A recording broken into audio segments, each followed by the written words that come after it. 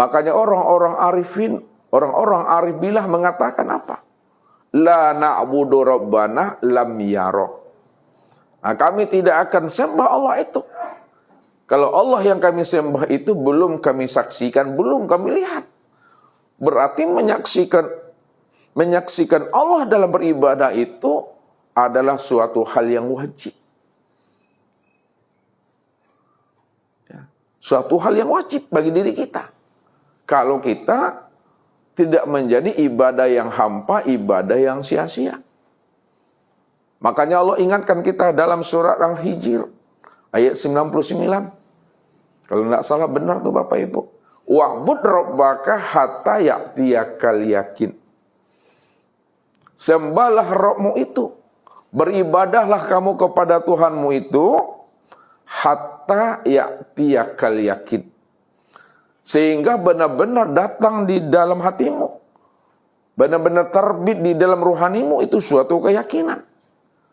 Jadi beribadah kepada Allah itu mesti muncul di dalam hati suatu keyakinan. Kalaulah kita beribadah kepada Allah, mesti hidup keyakinan di dalam hati. Lalu keyakinan yang dikatakan Rasul itu seperti apa sebenarnya? Maka dijelaskan oleh Rasul, al-yakin al-imanu kullu.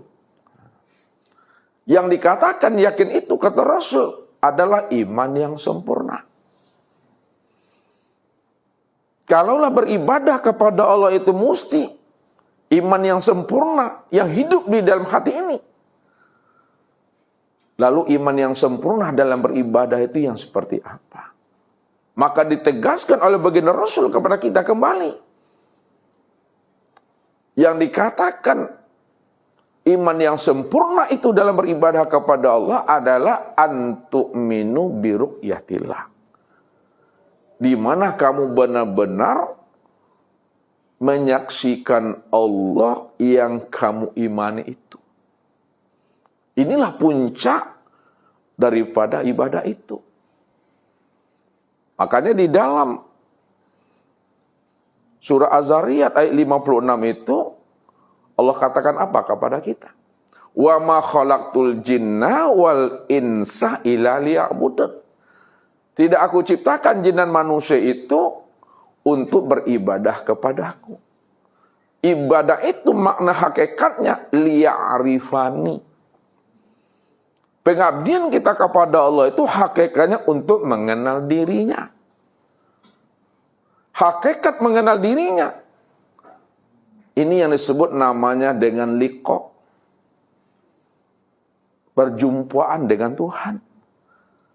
Jadi orang yang mengenal Allah itu sebenarnya adalah orang yang telah liqa, orang yang telah berjumpa dan bersua.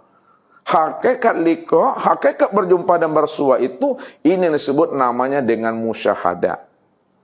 Penyaksian. Hakikat musyahadah itu yang dikatakan namanya dengan muwajahah, bertatap wajah.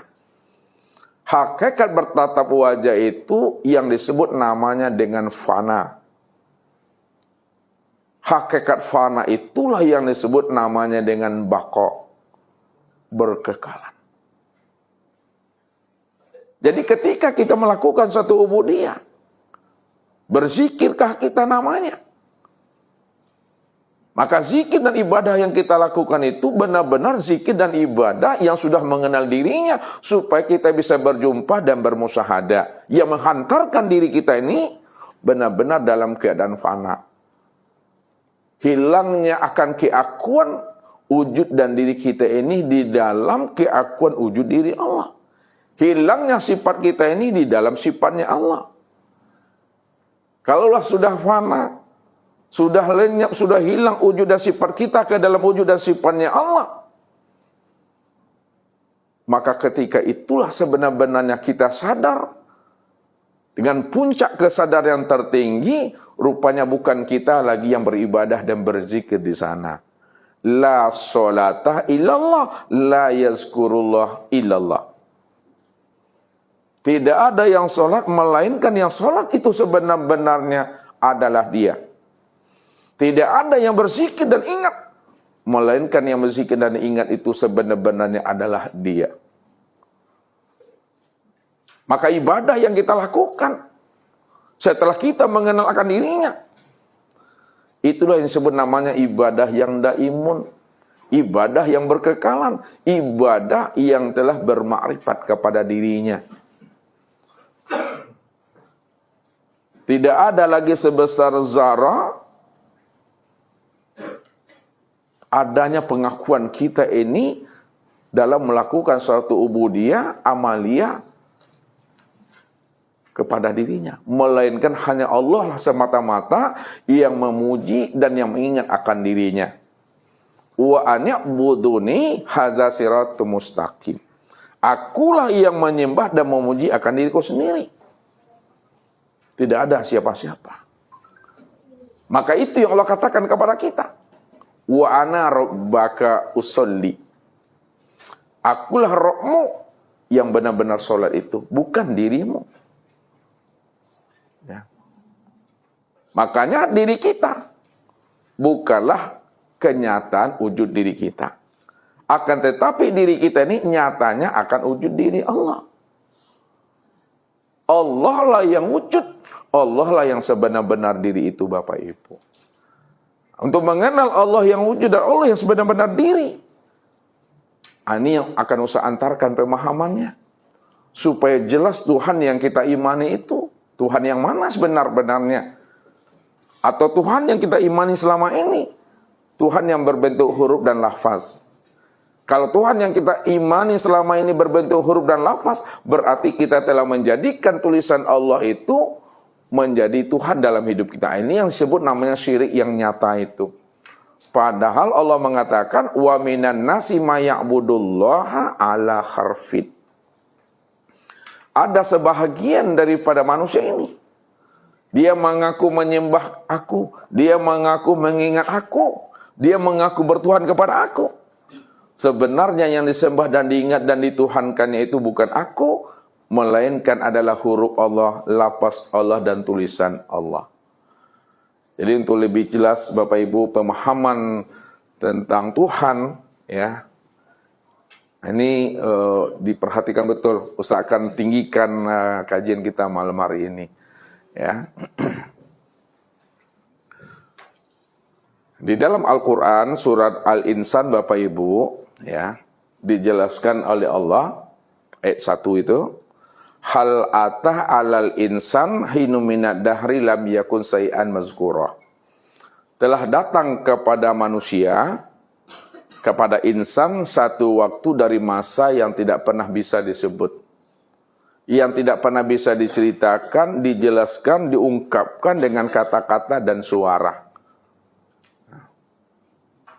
Kalaulah ada masa dan waktu, ya, yang tidak pernah bisa dijelaskan, diungkapkan dengan kata-kata, lalu siapa yang ada pada masa itu? Sebelum disebut insan, sebelum disebut namanya waktu dan masa, dan sebelum disebut namanya alam. Yang ada ketika itu adalah dirinya. Bahkan kata-kata dirinya juga belum ada kata pada itu. Maka masa inilah yang disebut masa ghaibul ghuyub namanya.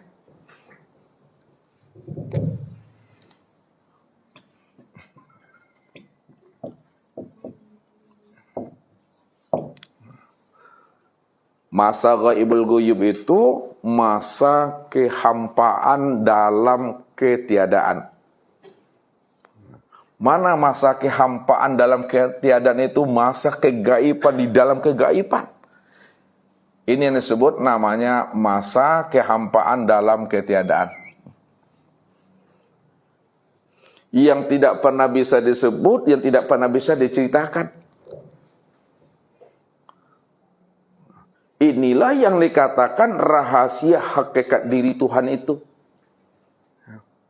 Jadi rahasia hakikat diri Tuhan itu betul-betul hampa dalam ketiadaan.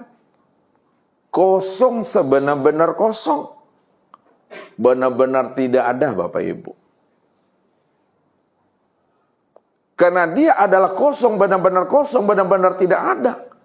Maka dimunculkanlah suatu istilah menjelaskan dirinya dengan sebutan ghaibul ghuyub. Gaib di dalam kegaiban, kosong di dalam kekosongan. Tak bisa dijamah di situ, tidak bisa dijangkau. Karena dia tidak bisa dijamah dan dijangkau, dianalisa oleh ilmu pengetahuan dan oleh akal fikir.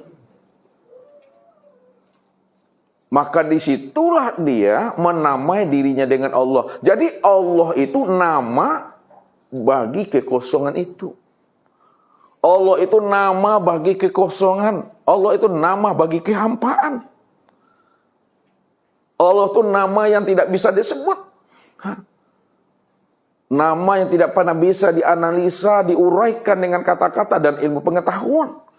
Itulah yang dikatakan Allah itu nama bagi dirinya. Kehampaan itu yang sebenarnya. Yang membuat kita itu panik aku. Itu tuh. Ya. Yang membuat kita ini terheran-heran dan tercengang-cengang, itu yang Allah tuh.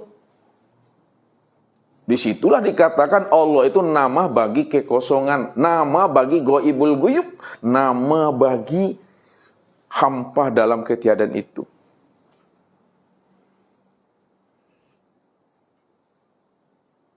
Nah, yang kosong itulah sebenarnya yang ada itu.